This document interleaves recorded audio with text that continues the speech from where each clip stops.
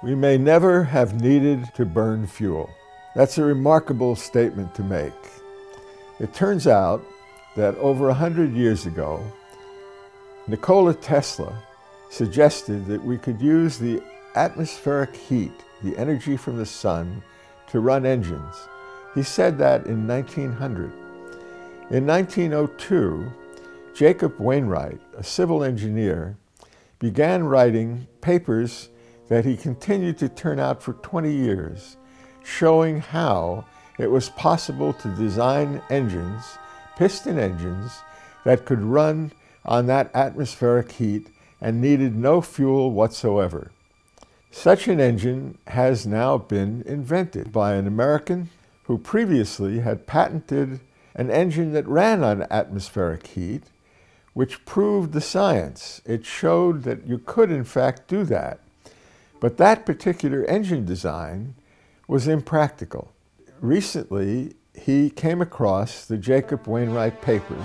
He had a flash of insight as to how to design engines that would run on a practical basis and replace the engines that we use to generate power. For example, all the diesel gensets in the world, the power for locomotives, the power that powers ships.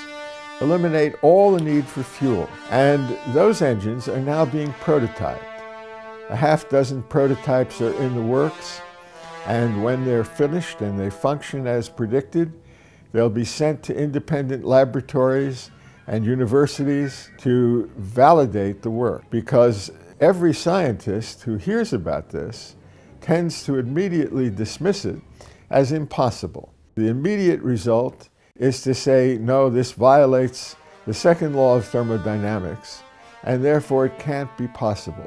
However, for the last 20 years, exceptions to the second law of thermodynamics have been cataloged by a professor at San Diego University, Dr. Daniel Sheehan.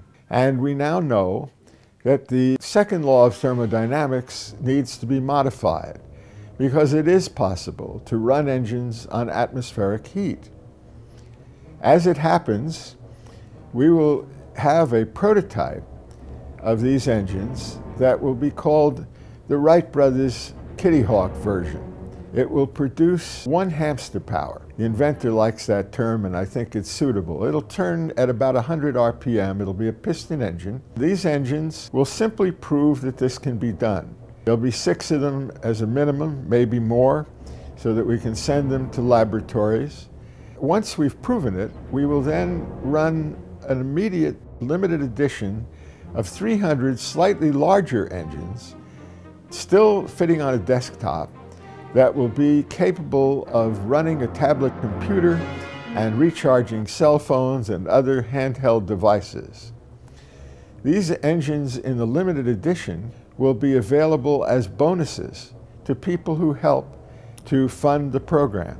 Full information as to how that can be done can be found on the AESOP Institute website, www.aesopinstitute, all one word, .org. Along came a Russian inventor who we had not known about, a man who invented and started to patent a turbine engine, a jet engine, that would run without fuel, using not only the atmospheric heat, but also atmospheric pressure, the energy of gravity. And he succeeded in designing a very interesting turbine engine, which apparently proved impractical. However, the inventor of the piston engine has now found ways to make turbine engines that are practical. And that's fascinating, because a simple turbine engine can be designed to run a hybrid electric car and give it unlimited range. And when those cars are parked, they can sell power when they're parked where they can use a cable or a wireless system to connect to the power grid.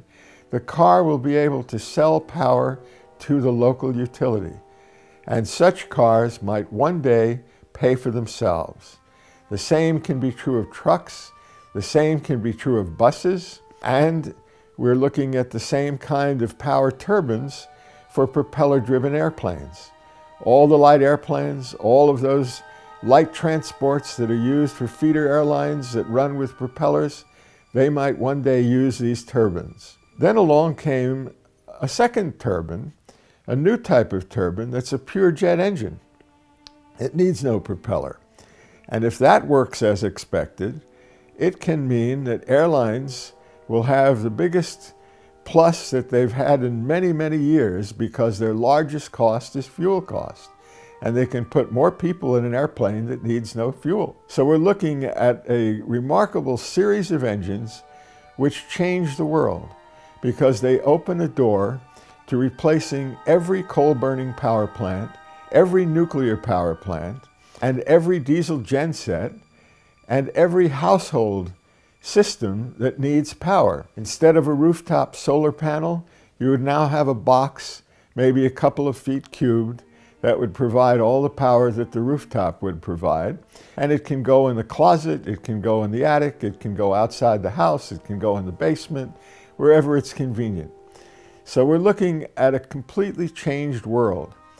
And if this is as accurate as it now appears, it might be a silver bullet, the breakthrough that would make possible rapid retirement of fossil fuel and radioactive fuel. And it will open the door to scientists taking seriously other breakthroughs in technology that have been rejected. And I don't have to elaborate on those. Most scientists know about them.